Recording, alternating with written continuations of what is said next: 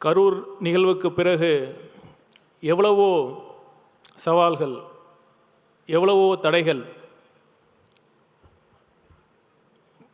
பொய் பிரச்சாரம் பேசி அவதூறு பரப்பி அடக்குமுறையை கட்டவிழ்த்து விட்டால் தமிழக வெற்றி கழகத்தை முடக்கி விடலான்னு சில பேர் பகல் கனவு கண்டாங்க.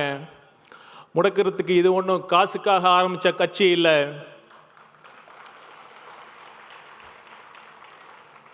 தேர்தல் வெற்றியை தாண்டி ஒரு அடிப்படை அரசியல் சமூக மாற்றத்திற்காக மதச்சார்பற்ற சமூக நீதி என்ற உன்னத கொள்கையோடு ஆரம்பிக்கப்பட்ட ஒரு உன்னத இயக்கம்தான் தமிழக வெற்றி கழகம்.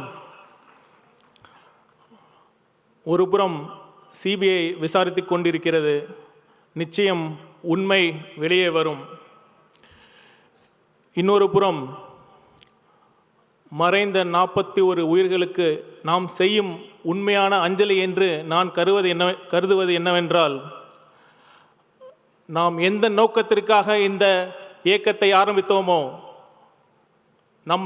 நாம் எந்த லட்சியத்திற்காக தமிழக வெற்றி கழகம் ஆரம்பிக்கப்பட்டதோ அந்த அரசியல் பாதையில்